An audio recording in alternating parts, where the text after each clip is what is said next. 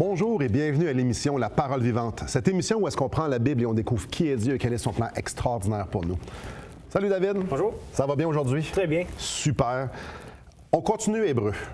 Et là, on arrive à un point tournant.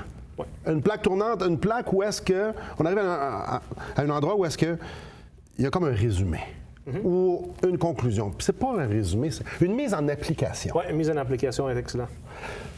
Peux-tu juste résumer les 9 premiers chapitres en 1 minute ou en 2 minutes? Bien, mettons qu'on pourrait dire qu'à travers toute l'Épître aux Hébreux jusqu'à ce moment ici, on voit l'auteur qui est en train de faire, grosso modo, un argument. Il cherche à convaincre des Juifs qui veulent quitter le Messie, le christianisme, pour retourner à Israël puis le judaïsme. Ils veulent leur convaincre que Jésus est de loin supérieur à tous les éléments importants du religion, on pourrait dire, juif. Et donc, il va passer à travers les anges. Il parle de Moïse, de Josué, il parle des lois, il parle des sacrifices dans le temple, il parle de Melchizedek, et il parle des Lévites, puis le souverain sacrificateur, et toutes les offrandes qu'il va sacrifier. Et à chaque pas, il va dire, il dit pas, je dirais ça de même, il ne dit pas, ces choses ne vaut rien. Qu'est-ce qu'il dit? C'est que ces choses sont des ombres qui nous pointent vers ceux qui jettent l'ombre. C'est des ombres qui pointent vers le vrai, le réel, le bon, le beau. Ils pointent vers Jésus-Christ. Et donc, chacune de ces choses est utile pour nous aider à tourner les yeux vers lui.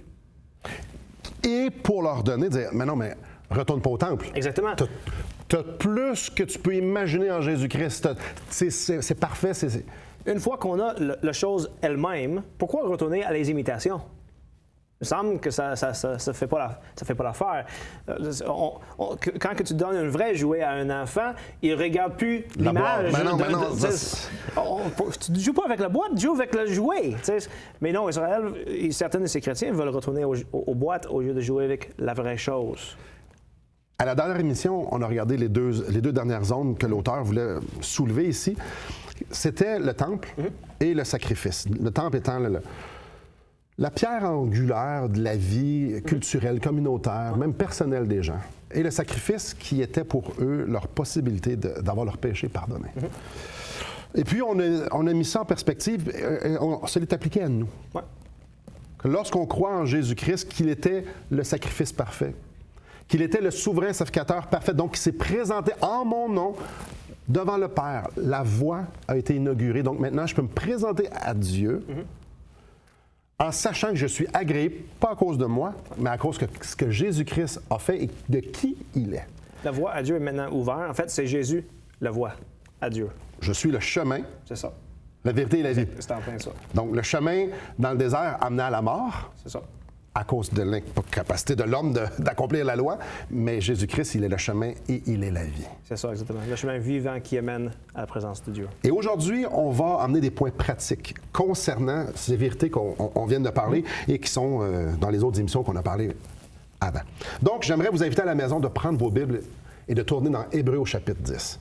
Et je vais en faire la lecture, puis après ça, on va déballer ça. Il y a 4 points pratiques principal et qu'on va décortiquer tout au fil de l'émission. Donc, au verset 19, on y lit.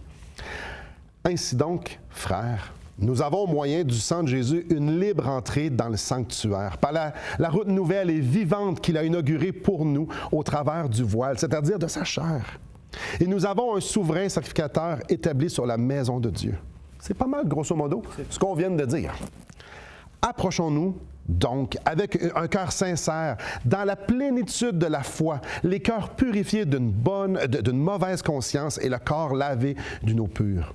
Retenons fermement la promesse de notre espérance, car celui qui a fait la promesse est fidèle. Veillons les uns sur les autres pour nous exciter à l'amour et aux bonnes œuvres. N'abandonnons pas notre assemblée comme c'est la coutume de quelques-uns, mais exhortons-nous réciproquement, et cela d'autant plus que vous voyez s'approcher le jour.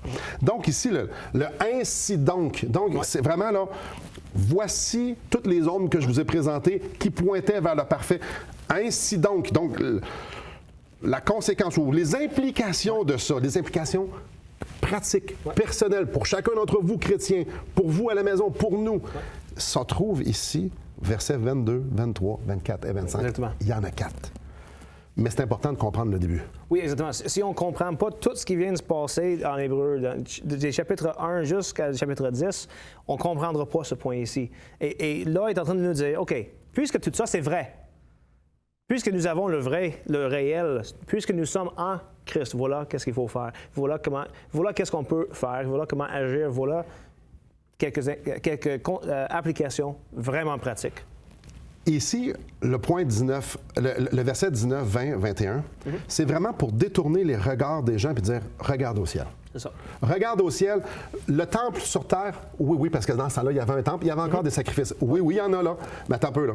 Jésus est au ciel. C'est ça. Assis dans le lieu, dans le sanctuaire. La voie est inaugurée. Vous pouvez rentrer là. À quoi bon?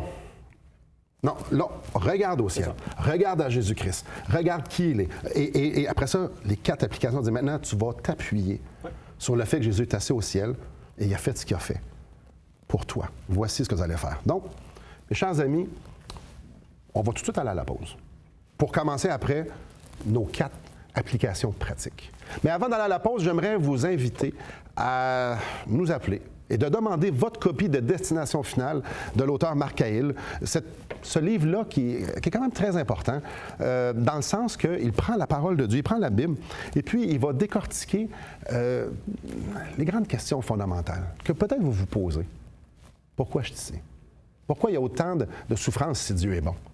Ce genre de questions-là. Marc Cahill prend les Écritures et répond à ces questions-là. Donc, je vous invite à nous appeler, à nous communiquer par écrit, dire « Hey, j'aimerais ça avoir le livre que Simon nous offre. » Et ça va nous faire plaisir de vous l'acheminer tout à fait gratuitement. Donc, après la pause, on continue à regarder ça, mais sous les points pratiques de si Jésus est assis à la droite de Dieu, qu'est-ce que ça devrait changer dans ma vie? Restez avec nous.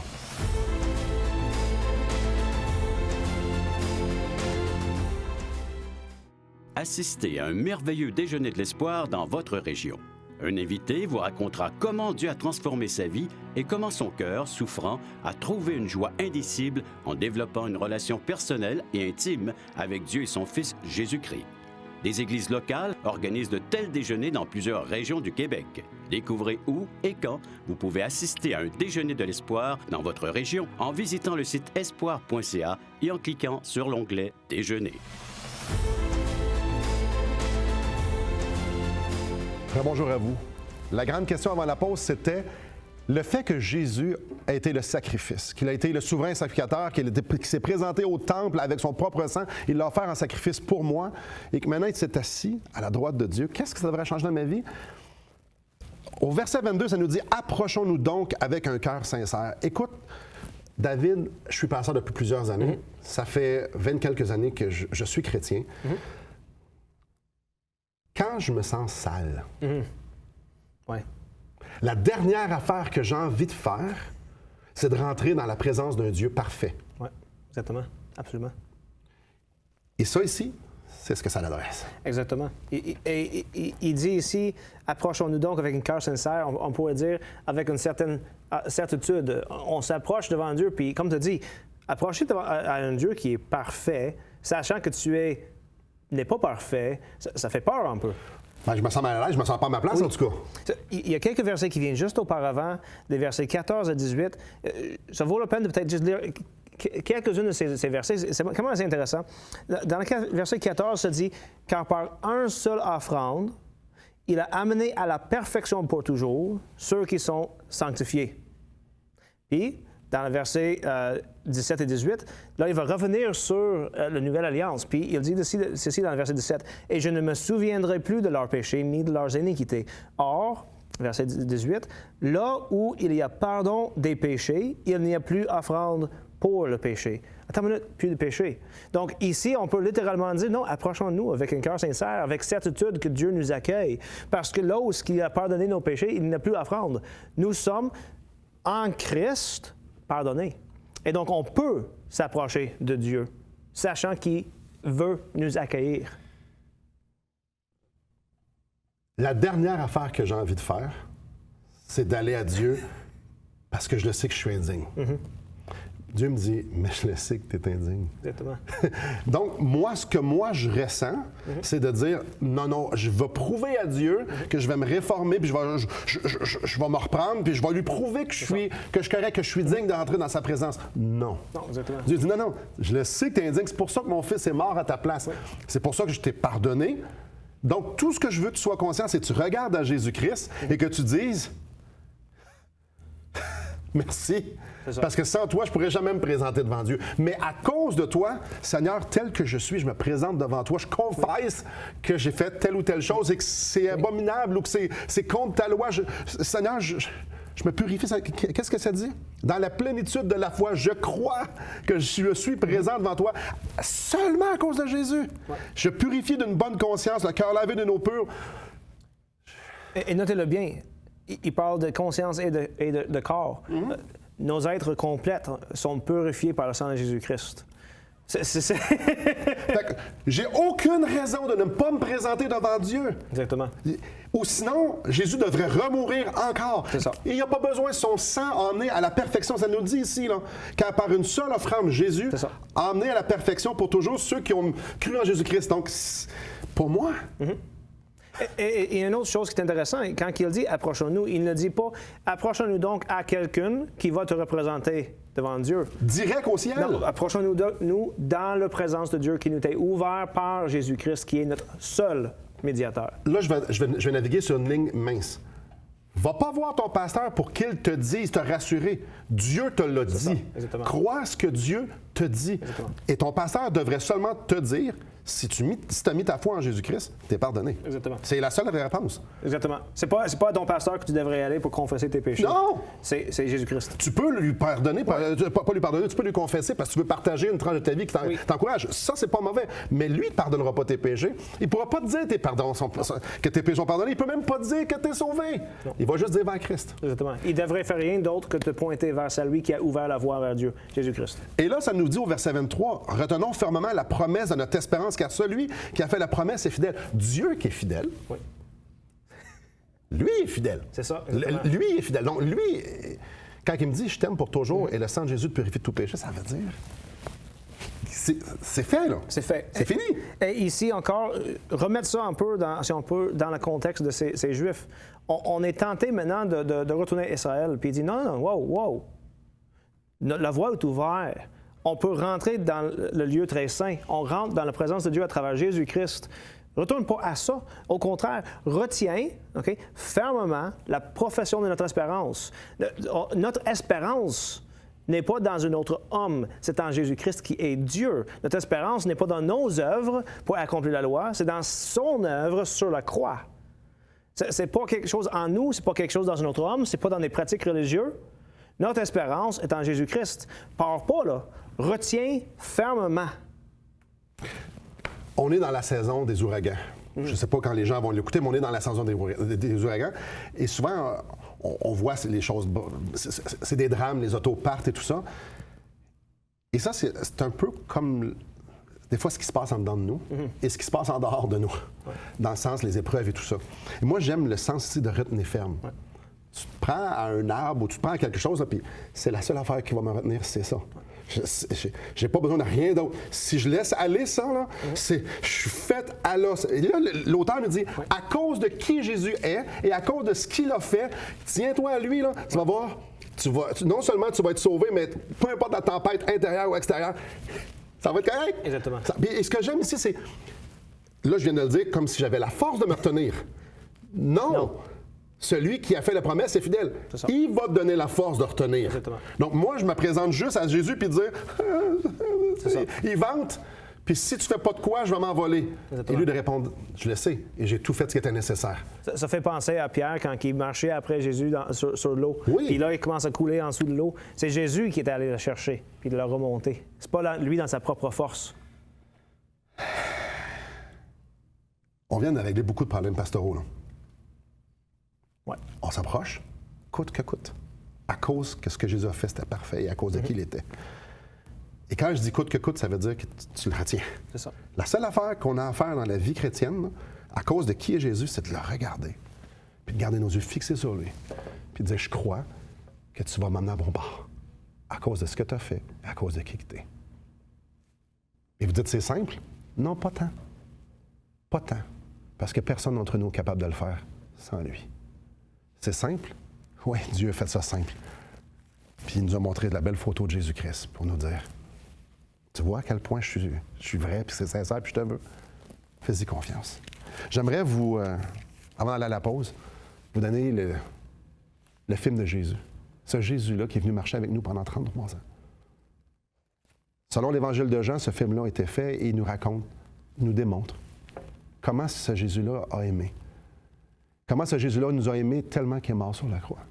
J'aimerais vous le donner gratuitement. Tout ce que vous avez à faire, c'est de communiquer avec nous par téléphone, par Internet, dire « Hey, je veux le film. » Et vous vous rappelez, dire « Hey, tout ce qu'il a fait et tout ce qu'il est fait en sorte que maintenant je peux m'approcher de Dieu tel que je suis. » Ça me fait passer au travers de n'importe quelle tempête interne ou externe. Restez avec nous. Après, on regarde les deux autres points pratiques qui découlent de cette grande vérité-là. Restez avec nous. Depuis maintenant 15 ans, nous avons l'immense privilège d'annoncer la bonne nouvelle de Jésus-Christ. Par la grâce de Dieu, nous avons fait plus de 500 émissions, distribué gratuitement des milliers de livres et que dire des centaines de personnes qui ont répondu par la foi à l'appel de Jésus.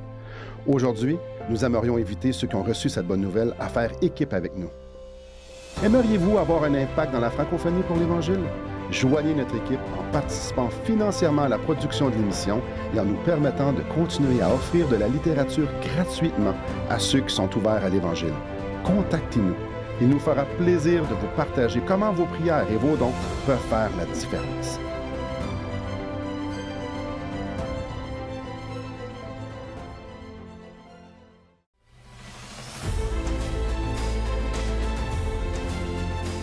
Bonjour à vous. David, à cause de l'œuvre de Jésus-Christ, à cause de ce qu'il a fait, il y a des implications pratiques. Oui. Donc, on peut rentrer dans la présence de Dieu. On peut tenir ferme parce que Dieu nous dit, je suis fidèle. Si tu tiens ferme, là, ben je vais faire en sorte que tu vas tenir ferme. Et c'est correct, comme on a parlé il y a quelques instants. Un des moyens de grâce que Dieu nous donne, qui va nous aider à tenir ferme et à nous aider à rentrer dans sa présence, c'est l'Église locale. Exactement. C'est la communauté locale de croyants en Jésus-Christ. On peut parler de son corps. Ce que honnêtement, je trouve ça vraiment intéressant de regarder en Éphésiens, en 1 Corinthiens 11 et 12. On parle du corps de Christ, puis on dit « Nous sommes le corps de Christ. » Christ, le tête, nous donne notre vie. C'est lui qui nous fait bouger, c'est lui qui nous donne la capacité de vivre. Et je suis toujours un peu étonné d'entendre des gens qui se disent chrétiens dire « Je n'ai pas besoin d'aller dans une église locale. » C'est comme si on me dit « J'ai pas besoin de m'attacher à la tête. » Ça sonne bizarre de dire ça de même. Mais le plan de Dieu pour le chrétien, c'est d'être avec des croyants dans une église locale. Ça, c'est sûr. Et on voit ça dans le verset 24 minimalement. Veillons les uns sur les autres. Oui. Comment est-ce qu'on... On parle de vouloir retenir ferme, de s'approcher avec un cœur sincère. Mais dans ce temps, les Juifs sont en train d'abandonner. Ils ont mis leur foi en Jésus-Christ, puis là, les persécutions deviennent difficiles, puis là, ils commencent à perdre leur espoir. Ils ne savent plus quoi faire, puis on nous dit, attends une minute, vous avez la force ensemble. Retenons ferme et encouragez-vous les unes les autres. C'est ça qu'on voit ici. C'est que, comme corps de Christ, on prend soin l'une de l'autre. Il y a des gens probablement à la maison qui nous regardent et qui ont déjà été dans les églises et qui se sont fait faire mal. Oui, absolument. Il y a des gens qui vont dire « Oh, mais vous autres, les chrétiens, vous êtes hypocrites, je l'ai déjà entendu. C'est parfait, une église. Donc là, moi, je vais grandir, je vais me rapprocher de Dieu. Ça va m'aider dans ma marche, mais il y en a qui ont été gravement blessés. Moi j'aime ça, entendre des gens dire ça, parce que ma réaction, c'est absolument, tu as tout à fait raison. Oui, c'est vrai qu'on est hypocrite. On est hypocrite, on est pécheur. On manque d'amour. On manque d'amour. Oui. On traite les unes les autres vraiment mal, mais c'est justement pour ça qu'on vient à l'église.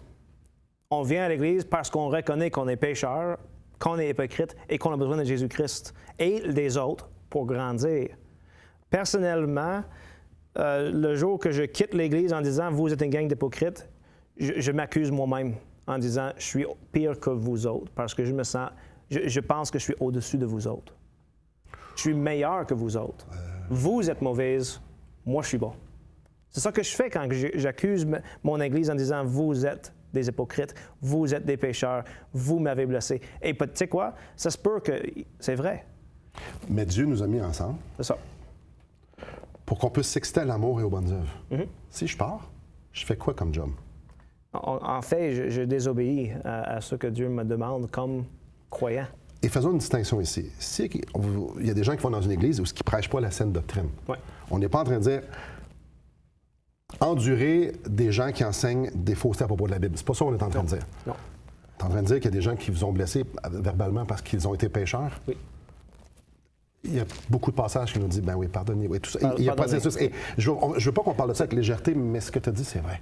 Il y a peut-être deux choses intéressantes avec ce que tu dis. Premièrement, comment savoir qu'est-ce qu'une église auquel j'aimerais assister est une bonne église. Jean Calvin, dans les Instituts, il dit qu'il y a deux marques d'une église, d'une véritable église. Premièrement, la première marque, c'est qu'ils prêchent fidèlement la parole de Dieu. Ils ne sont pas en train de prêcher des messages de self-help, de comment s'améliorer comme individu. Comment avoir une vie confortable Non. vivre sa meilleure vie. Non, exactement. C'est pas de ça qu'ils prêchent. Une église, une vraie église prêche ça, la parole de Dieu. Ouais. Dans son application dans ma vie pour aujourd'hui. Mais la deuxième chose, c'est qu'ils participent ensemble au repas du Seigneur, qui est une représentation de la mort de Jésus-Christ et du fait que nous sommes unis ensemble comme son corps. Et un signe d'alliance entre nous. Exactement. Et ça, c'est comme ça qu'on peut savoir. Si ces deux éléments sont présents et évidents, on est dans une vraie Église. Mais ça ne veut pas dire que par le fait d'être dans une vraie Église, je ne serai pas blessé parce que si on est honnête, on est tous pécheurs, on est des hommes, et là où il y a des hommes et des lommeries, Oui, non, mais c'est ça. Donc, ici, l'auteur dit, mais veillez les uns sur les autres. C'est ça. Parce que peut-être que, alors que tu vas reprendre ton frère, alors que tu vas endurer peut-être des injustices, tu vas participer à ce qu'il puisse s'approcher et retenir ferme. Ensemble, on doit veiller les uns sur les autres. On n'aime pas ça, la confrontation, mais il y en a qui disent « Hey, t'es dans l'erreur. Ce que tu fais là, c'est un... » Peu importe ce que c'est. On est là pour ça. On est là aussi pour s'épauler, pleurer avec ceux qui pleurent, rire avec ceux qui rient, se réjouir avec ceux qui se réjouissent. Les implications de ce que Jésus a fait, les implications de qui qu'il est, c'est qu'on se colle dans une église locale qui prêche la parole de Dieu et qui a un corps et qui le démontre en prenant la table du Seigneur. Oui. C'est simple. Oui, c'est très simple à dire. C'est pas super facile qu'on s'est fait blesser dans une église. Mais c'est là où, comme tu as dit tantôt, la Bible enseigne constamment qu'on devrait pardonner. Et c'est une question d'humilité. C'est dur à prendre un coup puis de juste l'absorber sans vouloir soit quitter ou repliquer. On veut que justice soit faite. On veut que la justice soit faite. Mais là, qu'est-ce que Paul nous appelle à faire, qu'est-ce que le Nouveau Testament nous appelle à faire, c'est d'être comme Jésus-Christ qui, comme un agneau, est allé muet devant ses accusateurs. Il n'a pas riposté.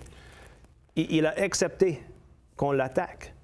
Et vous savez, si on est prêt à faire ça dans l'Église, si on est prêt à pardonner, même quand on s'est fait blesser, imaginez l'impact que ça va avoir dans l'Église elle-même. Et juste avant d'aller à la pause, j'aimerais laisser les auditeurs sur cette pensée-là du verset 23 de Retenir ferme, puis que c'est lui qui le produit en nous.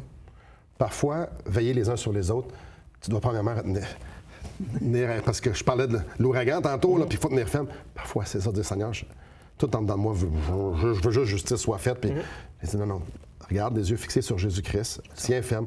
Je vais produire ce qui doit être produit pour que vous puissiez ensemble avancer en mon temps. Toi, tout ce que je te demande, c'est approche-toi de moi, retiens ferme et sois ouvert, rempli d'amour pour les autres. Est-ce que c'est facile, comme on l'a dit? Non. Mais les implications du salut, c'est ça. Il en reste une implication. Et après la pause, on va la couvrir. Reste avec nous.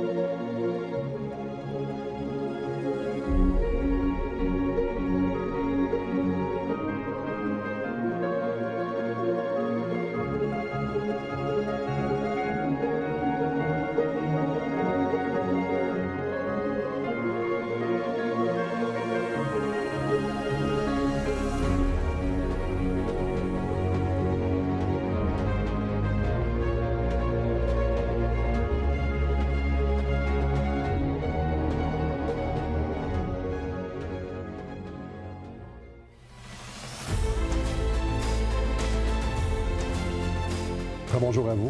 David, ici, il y a des gens, des Juifs, qui sont tentés, pour X, Y, Z raison, de retourner au temple, de retourner offrir des sacrifices, de laisser Jésus-Christ et de laisser sa perfection, son œuvre parfaite pour retourner aux ombres. Et la quatrième implication, c'est n'abandonnez pas votre assemblée. On ne parle pas ici d'assister à toutes les réunions, on ne parle pas ici d'arrêter d'aller à l'église, mais on parle ici, abandonne pas ton assemblée pour retourner au temple. C'est ça, exactement.